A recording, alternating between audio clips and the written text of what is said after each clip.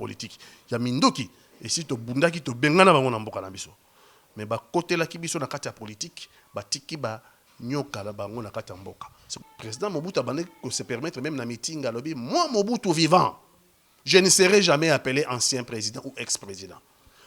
Bonjour à toutes et à tous. Une fois de plus, merci pour l'attention particulière que vous ne cessez d'accorder sur votre site www.info16.com. Nous sommes là pour vous servir. Lelo, hôtelier Sousouna Solo, l'actualité, vous êtes en dehors du pays, Bozo Bengabiso, pour vous voir Nengeni Nimboka, Ezo Otambula. Lelo, tous en Esengo, il y a Koyamba, Molamboka, Pati, Katanga, Wazamoko, il y a Bakadre, il y a Mai, Alisanga Mai, Bangonde, Bazali Bongo, Kolukape développement, Yamboka, Yangoto Bengue, Toka Bongo, commenter actualité, Nengeni Nimboka, Ezo Tambula, et vous êtes toujours là pour nous appeler, Tobeng Labino, Bactère politique, pour na Bakwa Bongo, pour éclairer Bino, na Makami Ezo Tambula, Namboka. Merci une fois de plus, et sans plus tarder, Toka Bongo, pour présenter Bino, invité Nabiso, il y a Apokwa, il y a Lelo.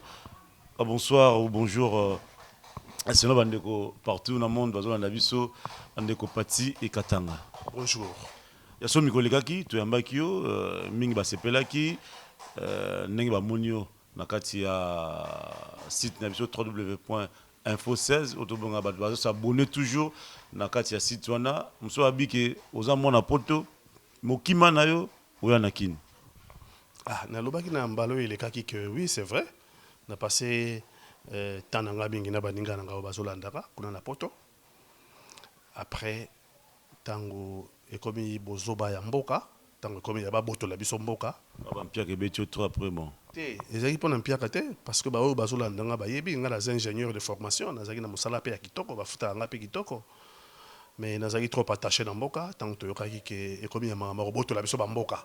Tango ekomaka ba Uganda, ba Rwanda, ba mboka wana mususu Burundi bakoboto la biso ba mboka avec ba camarades nanga batikalaki a to solo laki na yaki na kendaki maki ba mai et puis à partir du mouvement ba mai to saki o ba bengaka résistance congolaise, résistance contre ba envahisseurs o ba ka envahir Congo les wale ba Rwandais ba Ougandais na ba Burundais et sali kelelo malgré to saka sous occupation mais en tout cas baza sous la province mongo ba boto la bisoté mingi bazonga et puis bamboka na te récupérer yango mais politiquement nan te récupérer mboka te nde bitumba siko to yango siko bitumba ya politique ya mindoki et si to bundaki to bengana bango na mboka na biso mais ba côté la ki biso na kati ya politique ba tiki ba nyoka la bango na kati ya mboka siko bitumba to za nango ya ko libérer mboka na biso politiquement.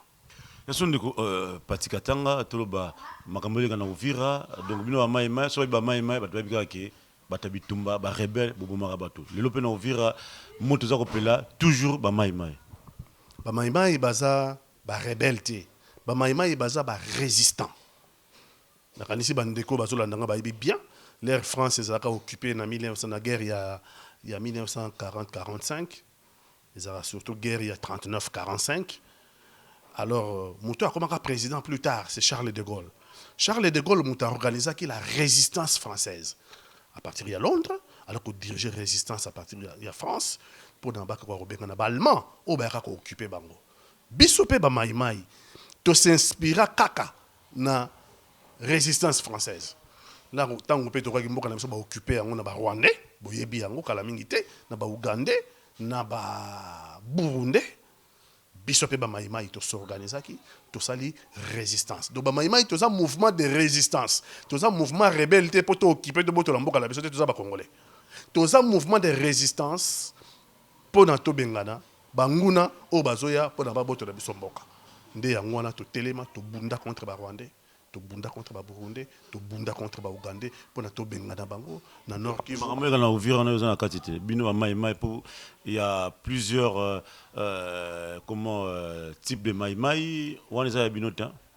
Ba mai bazali d'abord mutu so fa comprendre d'abord idéologie. Mai est une individualité, mutu moko boye ndenge ba pesa so image mabe individu moko. Les obene ba pesa image mabe. Oh, binemi na biso oto bandako bunda na bango balaki na tout intérêt médiatique ma ba pesa biso image moko ya batu moko balata mangwanda batu moko bazali na kata zamba baza civilisé te batu moko baza ba barbare ezali ba image oyo ba ennemi na biso ba travailler pour pas ça image wana te tozali ba congolais authentique comme ba congolais nyos et tozala ki na mouvement de résistance ya kobenga na monguna oya yaka pa boto la biso mboka rwandais ougandais burundais nde yango tokotaka na bitumba na kata résistance. Voilà. Bon, maintenant, ce que tout au Bagouvira, maman, il basé belleté, maman, il basé belleté, maman, il d'abord idéologie. Et l'incolobani. Maman, il l'incolobate. Bonheur, il y a Congolais. Indépendance, il y a Congo. Paix, souveraineté, il y a Congo. Et ko bradame, attends, mon côté. Mon côté, à koki a bradé souveraineté à Congo, à koki a bradé indépendance à Congo, à koki a bradé bien-être à Congolais. Donc, grosso modo likama mabele mutu mongo ta ko kuta na sika na ye aya ko boto na biso mabele na biso ndenge tozawa na mokili nzambe akata biteni na miteni batu na batu bana mabele na bango ba français bana mabele na bango ba burundais bana mabele na bango biso ba congolais beto na biso mabele comme pe ba belge batu oya biso mabele ba bengi république démocratique du Congo mokolo mokote to ko ikondima ba ya ko boto la biso mabele na biso. Pourquoi? Boyebi bitumba moko ebunda magati lelo na Moyen-Orient kuna babenga yango Palestine palestinien contre ba israélien bitumba wana eze bitumba ya mabele ba congolais bazolandanga balandanga malamu palestinien lelo azala mabele te mabele na ye ba botola na ba israélien Israël lelo comme puissance na moni nini palestinien a récupéré mabele wana te tango yo zangi mabele elinko loba nini elinko loba kozangi esika kosokola mai elinko loba kozangi esika kolambela elinko lobaki ozangi sika bana no bakota classe elinko lobaki bango ba juif babenga bango juif errant okomi muta okomi kotambola tambola na mokili okomi lokola muto moko apatride ozangi bisaka ya kovanda eloko eleki valeur na mabele ezate po ba valeur na mabele il faut que na mboka loka ba Israël ba juif pour na Israël vie na bango eza na valeur te donc pour na mabele ya Israël juif nyoso za prêt apesa makila na yekitanga pour na mabele ya Israël oui. Les Congolais, l'idéologie a considéré que ma belé n'a pas Congo, République démocratique du Congo, ma belé, on nous a appelé ça sacré. Et que pour la mabélé, tous à la pré à Kokufa pour la mabélé n'a biso. Dengi biso ma idéologie zali, to kufa pour la mabélé, to continuer à Kokufa pour la mabélé. Vous êtes sûr d'avoir flèche, vous avez un pouvoir. La guerre, hein, ezali guerre médiatique. Ils allaient guerre pe Minduki, ils allaient guerre ya ba flèche, ils allaient guerre ils allaient multiforme, ils allaient ba forme ebelé. Yo Kabila dégage ça maningo là. Na lobi ye Kabila ye bibiso ba maimai. Ye Kabila ye bibiso ba maimai. Na kanisi ke Kabila na uti ko bala mino lelo, il faut te libérer mboka na biso parce que tu commis ce qu'on a occupation politique. OK? Occupation militaire to gagner yango parce que tu réussi ça ko benga na banguna, lelo province na biso mongo te ba botola yango na ba paya officiellement. Mais batiki la biso ba nyoka na bangwa notamment bato baso contribuer pour mboka na biso eza toujours mboka oyo eza sous occupation. Kabila yebi biso. Biso to yebi que Kabila ne comprend que les rapports de force. Bino ba congolais boyebi Kabila te biso yebi Kabila. Organiser la marche et tout ça, donc ça prouve que rapport de force est à Makassi. Nalobi hein. Tout organiser la marche c'est très bon parce que opposition à Kabila, faut pas les multiforme. Et ça, bateau se base à la paix près. Il y a aucun épée tant que ça peut makila. Et ça, bateau se faut base à la près. Na kolobande que tu zola boy. Et na bateau se faut base à la près na ma marche. Et na bateau se faut base à la près na kolurake à l'étranger combat na biso eye bana na mokili mobimba. Tout en respectant la constitution. Tout en respectant la constitution parce que y a monde aussi même Minduki ndenge ni pour constitution pekisi biloko wana. Toko simba Minduki soki to komi na oyo to bengi article 64. Article on a soki botangi yango elobi que congolais mon côté to groupe mon côté ba congolais et koki ko telema lelo et ya ko botela bokonzi et exercer bokonzi on ba botela bazate seni yango na boye déjà si ba fixer bino bientôt officiellement quand les obima 504 jours donc na bité bino kota maima bonja ko se ko bongama déjà pour na ba élection ba congolais ba bengi 500 Peugeot 504 bon. C'est vrai, on est dit tout ça, mais on dirait dans le comprendre que Kabila a pas organisé l'élection. Kabila a organisé. C'est pas lui qui organise les élections. Comment c'est pas lui, le gouvernement est là. Pourquoi vous voulez que nous ayons Kabila? Mais c'est ce que Maïmaï, tout ça là, résistance. Tout le monde a l'air surtout, tout le monde a Zoba. tolinga to comprendre moto to na liboso biso to yebi ke Kabila azana posa ko organiser l'élection et to yebi raison nini Kabila na posa organiser l'élection parce que pour na Kabila na trouver solution problème na été problème ya Kabila naza président de la République lobiso balinga longolanga président de la République ba osana nini est-ce que ba kanganga ba tidanga na CPI est-ce que président ou Yassima ou tika na vanda tranquille est-ce que donc tant que vous trouvez solution à problème à Kabila a organisé une élection c'est ni azali au organe technique mais mutarope ça va moyen pour élection salama ezali gouvernement ezali dirigé dans Mokonzi Yamboka donc président Kabila Premier ministre c'est pas le président de la République c'est le chef du gouvernement le chef de l'État c'est Kabila wana binosko bino batu bosala résistance te bolingi ba mangama kubena mina yimela le chef de l'État Mokonzi Yamboka ezali Kabila donc yango na toza koyebisa bino que biso lokwa toyebi ki aza na posa moko te ya organiser l'élection lokola aza na posa ya organiser l'élection te biso tolobi que accord wana ya suka tosalaki na ye na décembre 2016 et comme accord ya suka au 31 décembre 2017 ce que élection est organisée te Kabila a cru qu'on prétendre susciter à la président. Est-ce que vous avez la place de parti avant le 31 pour que tous les cas les 31 on peut malamu bino dobité olimbisa boza na kati opposition ya rasop boza côté ni biso za rassemblement te mais tous en bandeko tous en ba proche mais tous en rassemblement te biso ba maimai to ba maimai tous en ba résistant maimai nga naza mokonzi ya Front National et sa plateforme oyo nga nazali nani coordonnateur et puis naza na parti oyo na dirigeaka et sa parti ya ba maimai mouvement des citoyens maimai MDC toza na kati ya rassemblement et puis tosangana na baninga mosusu neti ba professeur Dindo tout ça na eloko tobengi opposition extra-parlementaire. Opposition extra-parlementaire, c'est l'opposition surtout il y a opposition. Oh, tout ça na carte d'institution té. Et na quoi se babengi pour se retrouver dans le gouvernement. Té, et ça qu'on se retrouver dans le gouvernement té. Et ça qu'on il faut créer une plateforme belé. Té, tu créer une plateforme belé té. Rassemble oh to bengi opposition extra-parlementaire, lelo et ça toute sa signification ni ko lo banini. Au bout lelo tozo lo ba que kaka Kabila. Biso lelo tozo reprocher bandeko na biso mingi ya opposition.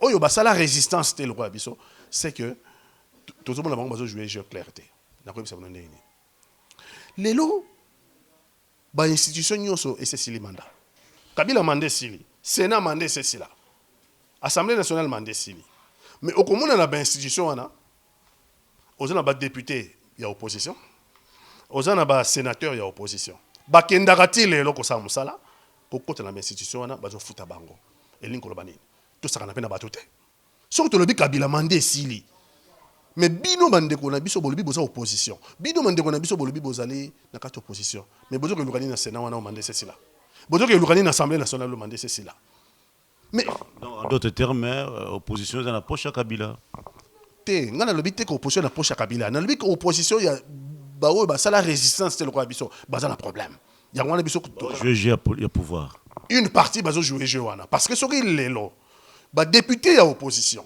ba sénateur ya opposition ba lobby boy Sénat wana ko exister la société parce que c'est une violation de la constitution Assemblée nationale et ko exister société c'est une violation de la constitution par conséquent biso ba député ya opposition biso ba sénateur ya opposition to ko giso ko siéger ni na Sénat ni na opposition to ko siéger li société to bimi libela to tikeli Kabila asala makambu na yene ya linko sala na PPRD na ye donc et c'est un référendum donc tu penses que bandeko ya majorité raison le référendum n'a pas eu mais c'est un référendum na nini mais pour le côté bah c'est sûr qu'on a sur mandé sili et tout ça bon mboko tamone to que ce que tout na peuple ndenge ni mboko ko tambola tout na peuple c'est quoi tout na peuple on comprendre tout na peuple na ndenge ni so ba mandé sili à une institution ba mandé sili beaucoup une élection beaucoup de référendum sur nini non comprendre so le président majorité va bana oui bien on référendum OK ngota oui bien OK ngota oui bien batu bakokanisa te mboko yo ezaka mboka bazoba mais ezaka pe mboka bazoba te ezana batu bakufa pona mboko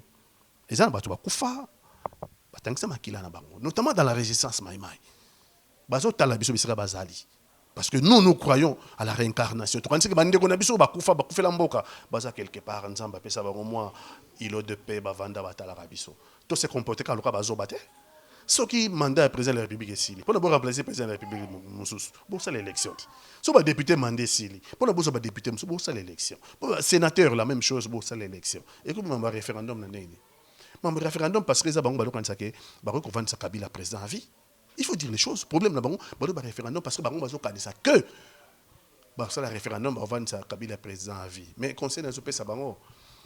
Et bata la histoire malamu ya Congo hein. Bata la histoire à Congo, histoire récente d'ailleurs. Tout ça quand la mutumo quoi on a kata mboka na biso président Mobutu. Azaka très puissant. Président Mobutu a bandé que se permettre même na meeting à lobby moi Mobutu vivant. Je ne serai jamais appelé ancien président ou ex-président. Moi, Mobutu vivant, je ne dormirai aucun jour dans un lit d'hôpital. Moi, Mobutu vivant, ceci, cela. Mais, Mobutu a qui a en plein midi, à la couche culotte, balimbi sanga. Salita tout fi, na masu baizo qui taille na couche à détaler. On ne négocie pas avec Zambé. Donc ça veut dire qu'on a une histoire récente na biso bato lelo ba zaki da courir à Mobutu mona bangona lelo ka batondi na courir Kabila pour ba mimaka une erreur la même erreur c'est même Mobutu lelo ba même Kabila la même erreur Kabila ce conseil peut ça Kabila ni conseil par rapport à la situation des compétences très grave conseil na opé sa Kabila en toute tranquillité président Kabila comme ba être humain sur le monde comme biso sur batamokili tout ça na ba qualité to apena ba défaut et linko le baté na bilan ya Kabila na mboka na biso la tête ya mboka na biso na bilan ya Kabila c'est qu'on a zo bango sans parti pris makambo ya malamu ezali makambo pe ya mabepe ezali même ce qu'on ngai opposant na lobi que globalement bilan na eza négatif mais d'accord mais ce batel na kata bilan ngo ba ko dégager pe ba point positif ba point négatif conseil na opé sa Kabila soka lingi ba point positif ya bilan na ye ba lobelango na histoire parce que histoire on te ko juger ye lelo to zomona lelo ngala to tanga Mobutu na mona ba to mususu lelo ba so recruter Mobutu hein bazali on comprendre donc Kabila peut demain après demain histoire est ko juger ye na ba point na ye pe ya positif na ba point na ye pe ya négatif histoire on te ko juger ye donc soka lingi histoire ezala na ye clémente histoire ezala na ye conciliante Kabila a la fenêtre moko ya moké. Il y a pour à sauvegarder quand même Azali président mboka na biso pendant depuis 2001. Donc les 16 ans à président de la République. Azana makambo pe ya malamu asala, makambo pe ya mabe asala. Même si je pense que makambo na yenyo c'est mabe, mais azana na makambo na bilan na yema makambo malamu ezali. Soka linga sauvegarder moi makambo na malamu ya bilan na ye. Azana tout intérêt ya kozwa la porte de sortie honorable. Porte oyo pesa ye lokumu.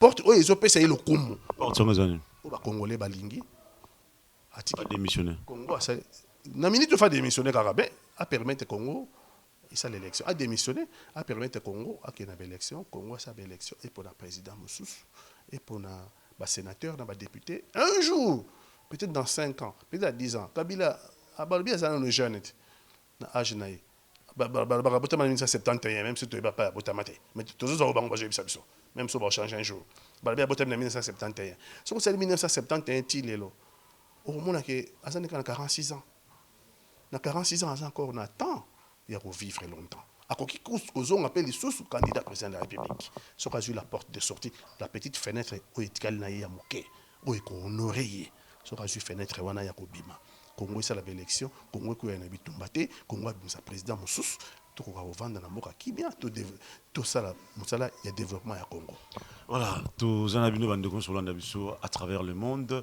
na mona mboka pati e katanga moko ya ba mai mai ningi tozo beta masolo ninga zo kolimbola na ba question na biso nyonso tozo poser bozo comprendre mboka tout à fait tozali wapi ape tozo kende wapi milelo ndeko mona mboka Vital Kamerhe asengi na ministre na ye Kangudia akoka bongo ko démissionner bato éviter est-ce que ekoleka nini voilà ndeko pati tango ozoki information na est-ce que to ba ke Vital Kamerhe a komi ko comprendre sikoyo a bongo mutema to pendenge nini Vital a auto sa décision, Vital Kramer a auto sa décision, UNC parti naie, il a ba retiré ministre dans le gouvernement ou Bruno Tchibala. Ministre on peut ba neka moko eza Pierre Kangoudia, ministre d'État, ministre ya budget. Na bitumba o toza nango. Na bitumba o toza nango contre Kabila. C'est une bonne chose hein. Na applaudir, peut na bina Vital très bien. À sali bien, il faut encore que des musika. Kokene musiki laxinine ko demander na ba député ya UNC nyosoto ba kende sous na parlement on moni pas il faut tokende et le c'est important pour la biso opposition les deux années ils ont objectif et objectif na biso années Kabila dégage Félix tu sais qu'il dit azobe ngango TSK tous sauf Kabila dans l'entretemps bazokuta na pembeni kosoma bandaku ba jeep to koma na wana za motuna mususu Félix tu sais qu'il dit azobe ngango TSK tous sauf Kabila. Pour distraire la population. Bon, on déjà na tiki yo responsable ya makamo yo zoloba ngana yebi que Félix a distraire la population de Félix a kata bitumba ya libération mboka na biso. C'est sur ça de ça. Ça des éléments sur yo zo bakia zo distraire. Ngana yebi que Félix comme biso ba maimai tout na kata combat ya ko libérer mboka na biso. Objectif c'est lelo. Ya lobby TSK tous sauf Kabila. Ngana lobby Kabila dégage. Ezaka loko moko. Pour na to atteindre objectif wana ya TSK ou bien Kabila dégage. Tout ça a besoin, il y a l'Isanga, ils sont surtout total la ligne. C'est-à-dire, les Vital a bien ministre. Ça veut dire que Pessi Likofi na Kabila. Moutonio soit Kobamba Kabila Likofi. Aza les bienvenus et pas la biso, parce que Azo contribué à l'objectif. Il y a Kabila dégage. Alors, on a quatre objectifs Kabila dégage. Tondimi, Vital Lelo, allons les ministres. Na Sengiye à qui n'est plus loin. Quand il n'est plus loin l'élection, il y a un groupe de députés qui siègent à l'Assemblée nationale. L'Assemblée nationale, et c'est quoi il y a pour mandat, c'est si là. Il faut que tu la Kabila à sa makamona, il faut que c'est à ce qu'il n'est plus loin, à 5 députés il y a UNC et alliés, un groupe parlementaire UNC et alliés, Balongwa, la parlement, Balongwa, la Assemblée nationale, batik la AMP, batik la Kabila, batik la Bango, parce que ça sous. Parce que l'Assemblée nationale, on est sous la mandaté, l'Assemblée nationale, on a violé la Constitution, donc, biso opposition, tu vas sous la tous à la Kunati. À qui est plus loin, pour l'objectif, il y a atteindre tous, sauf Kabila, ou bien on a Bengi, Kabila dégage. Donc, vous avez eu à travailler avec Avita et Kamere, Oyebi Pena Malamou, mais continué toujours na Kabila, le lot presque à la fin ici.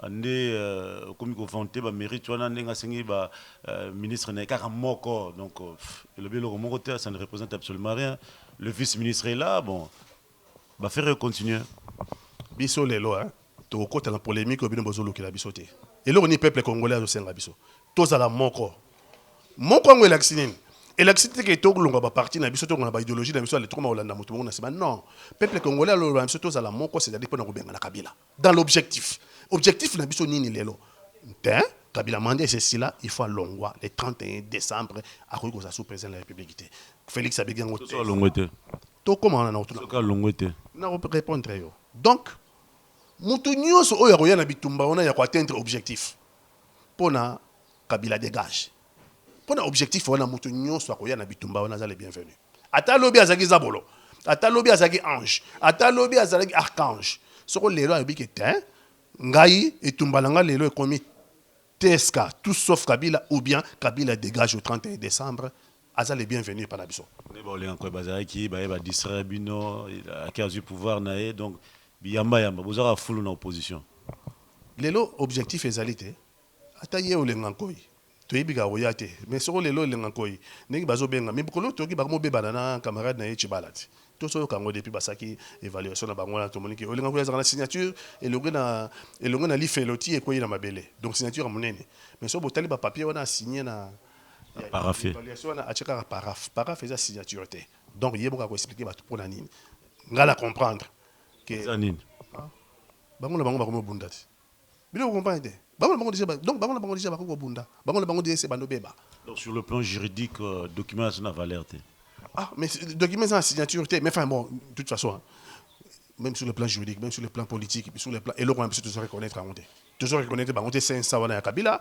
toujours reconnaître te premier ministre wana Kabila donc les gens ont problème na bisoté mais na laxika ke bango na bango bakomi ko bunda même document na bango bakomi ko boya ko signer yango bango na bango eye mabe mboa sumbwa ah mboa sumbwa le sens que mon calami était moto à benda na ndenge na yemo na benda na.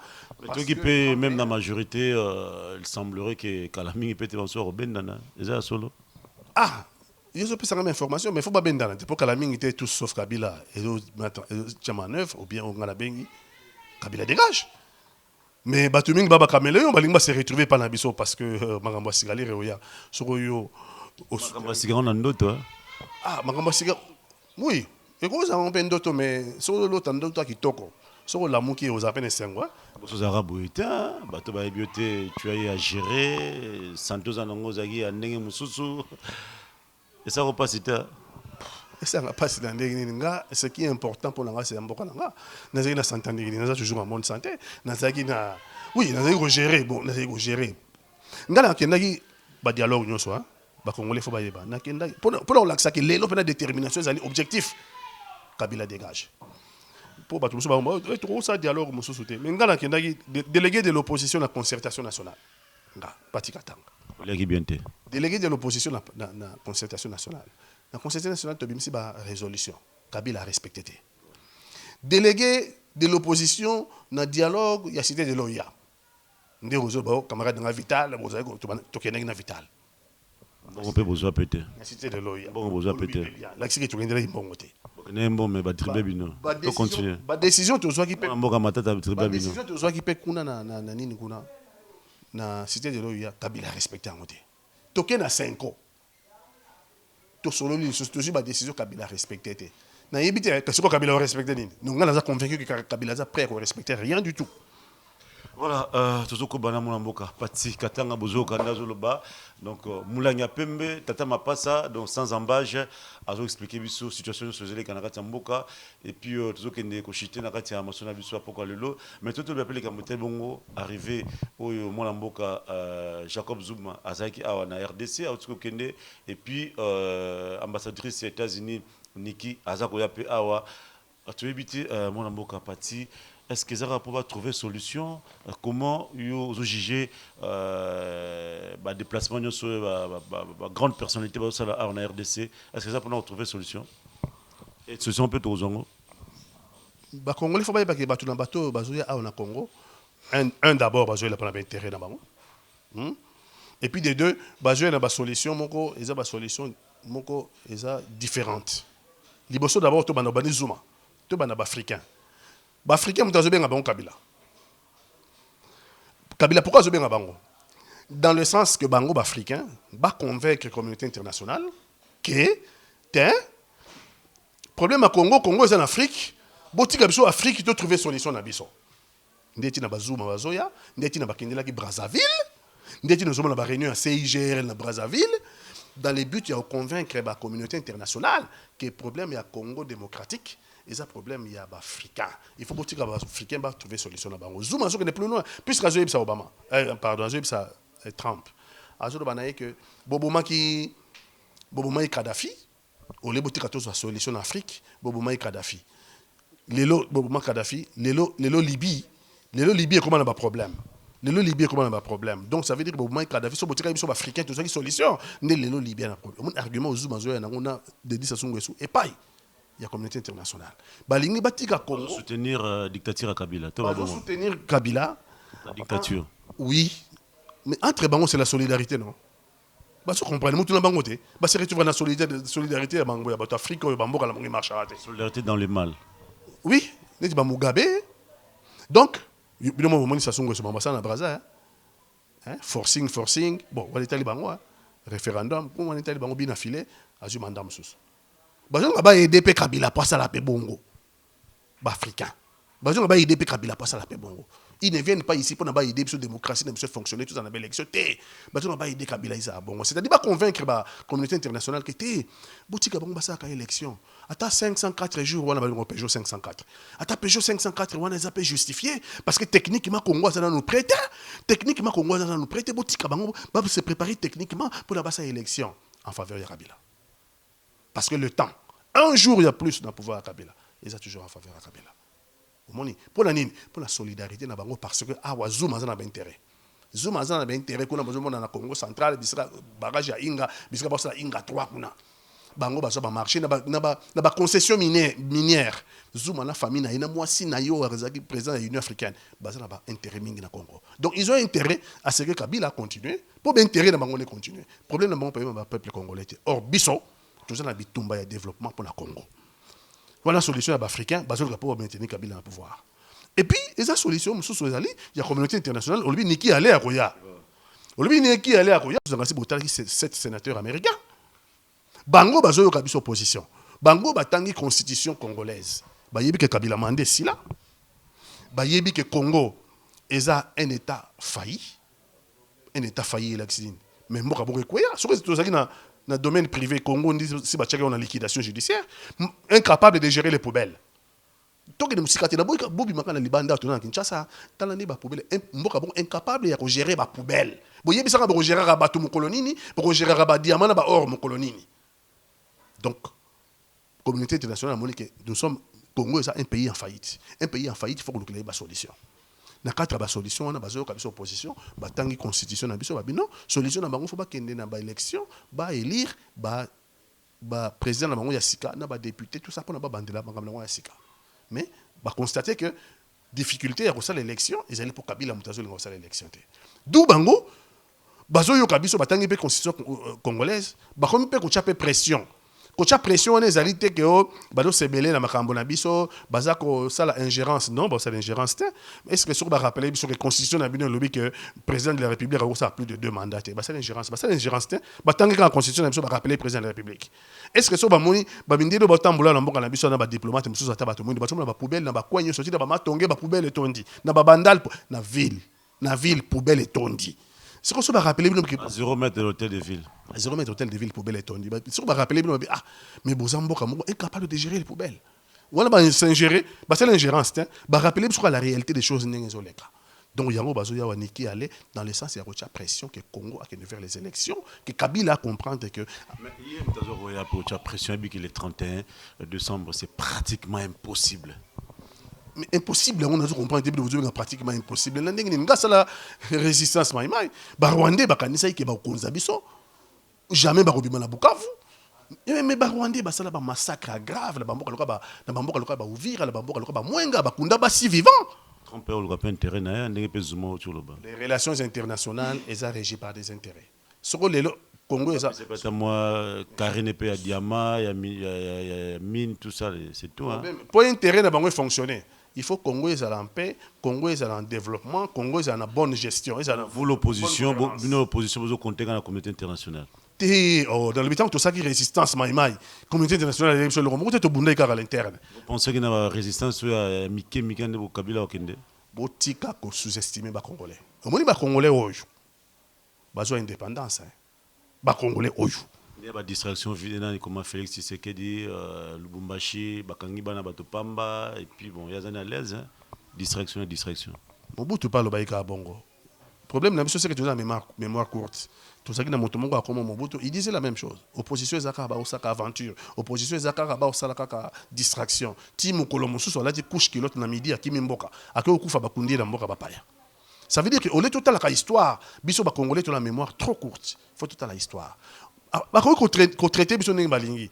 Tout ça ba distraction, tout ça ba tout ça contre ba intérêt na bango ndenge balingi. Mais une chose est sûre, so bobimi a botuni Congolais nyonso question. Sur gestion ya Kabila, c'est la mauvaise gouvernance.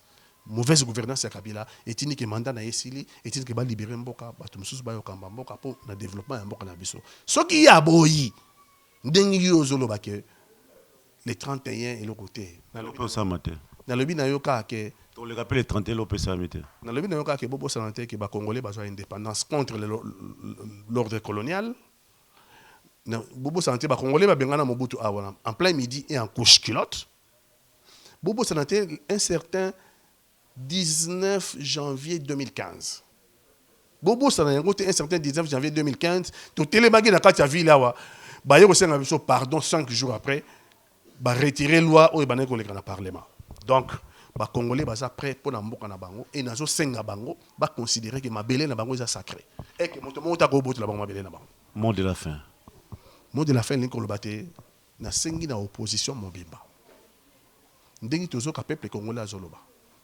pour atteindre l'objectif, il y a Kabila dégage. Il faut biso nyonso toto za la lisanga. Lisanga ezalité mutomta alongo la partie na ye, mutomta chef té. Ça veut dire biso c'est comme un objectif moko. Biso c'est tout le objectif na biso. Kabila dégage au 31 décembre. Surtout le Kabila dégage au 31 décembre objectif na biso ngwana biso sauter l'exit de za lisanga. Après le 31 décembre 2017, toko vanda to sololi pour la totale ndengini to organiser élection na mboka na biso. Nenbocha Moïse. Té nenbocha Moïse té. Tokosala la transition. Dokolo. Nek tocha dokolo te tokosala. Docteur Mukwege. Tokocha Mukwege te. Mubake. Mubake pété. Tokosala ke to solo là. Transition moko ya muke sala manamboka na biso conduit par une personnalité de la société civile. Moto wana ko conduire transition na mboka na biso a ozala candidat président de la République. Pour mission na ye, feuille de route na ye. Et vous allez ya ko Congo vers les élections. Donc yé moka ozala candidat pour se consacrer à 100% na élection ya Congo. Laurent Mosengo. Et que personnalité de la société civile basée belé Laurent Mosengo est crédible, mais il ne pas par condiment. Mais moi je pense que le docteur Mukwege va bien placé sur le plan international, sur le plan national. Question Mourelinga, mais professeur Pekoya na mboka oyo, 4e président Roya, ko Wumela, Rosala jeune, bozo monte que ndemo te ma prophétie. Ah, prophétie. Ngape na zape, bon bolbana mai na chrétien de ni, mais na chrétien na botama chrétien. Tout comme maman Nzambe, na maboko Nzambe. Nzamba ça sala mokili déjà, ça là déjà 7 jours boutang la Bible. Ce que bolingi Nzamba sala mno sunini. O ezo lekeza mamboso ya Nzambe, teza mamba bata mokili. Mokili na biso kende ndenge biso bato, ba congolais to lingi kendela. So to lingi kende bien biso, so to lingi kende bien te ka biso, to kosela Nzambe makambo te. To buga mabolongo to sambela. Siko prophétie sur ko ya pona Congo. C'est quoi pour la Zimbabwe, professeur Koyate, pour la France, professeur Koyate, pour les États-Unis, pour la Belgique, non. Mboka, ils ne diront jamais, na bato mboka andi balingi mboka na bango kende. Surtout mboka na biso tombwama. Il faut tous avoir conscience biso moke, mboka na biso na mboka motu. Ya Congo mboka valeur, ils ont potentialité belé. Congo roza mboka roza pe mboka heureux na kata monde de construire une économie prospère, de construire un outil de défense à la taille de menace. Comment ils vivent une menace par rapport à ma voisine surtout et par rapport au monde. Comment ils ont préparé ma menace à l'obité. Hein? T'as le bilan de besoin de à tous Olia. Ils ont à l'étranger. Un jour, ils sont empoisonnés, ils ont bâti un Congolais, tout confit. Tout ça, l'industrie alimentaire. Comment ils ont des défis et belés à relever. Ils ont des problèmes à Congolais. Qui s'y sont tous là. Qui s'y périmés, ils ont à l'Inde. Ce n'est pas possible. Tout ça, dans le laboratoire, il y a biso à la taille. Ils ont construit, fabriqué des médicaments pour la consommation des Congolais. Non. Ils ont à l'Inde, ils ont à la Chine. Et ils sont empoisonnés en Okuna et Yawa. Mais tout le coup, Fabien, sauté.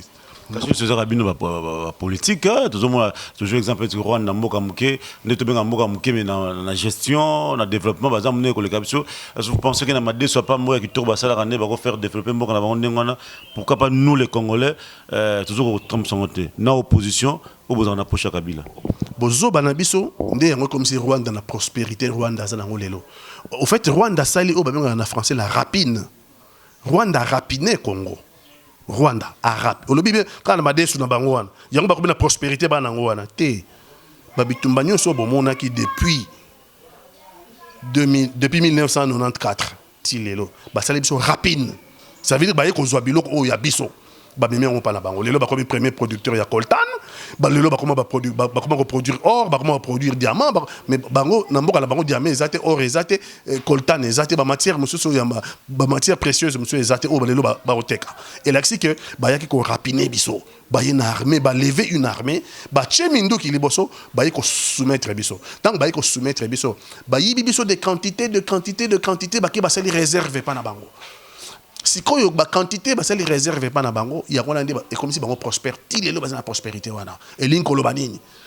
Si on a mis la place à qui Rwandais, Kenga naza Paul Kagame, na osepela na Paul Kagame. Si on a mis la place à Rwandais, aka yibi ba plan ba kebere, aka yibi ba plan ba yuma, ayi na on amboka na bango, hein, atia on a disposé peuple na yi bango ba kilboso lelo. Si on a naza Rwandais, ah mais Paul Kagame za yanke, voilà là on a na na Congo. Il faut que ça propre, on n'a pas écouté. Bah plan d'abisso bah il va faire zonga. Mais on a malobate. Et qu'on il faut construire une économie prospère. Il faut construire une armée à la taille de menace. Il faut lobby, rapine basala ki biso et se répéter le sous-sauté. Ce qui mais qui ko répéter le sous lobby to kei to zuina biloko to zuina mboka. Parce que na mukili et le qui marchera malamu c'est un rapport de force.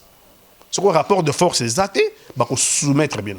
Un peuple qui n'est pas préparé na combat ya demain à cause disparaître.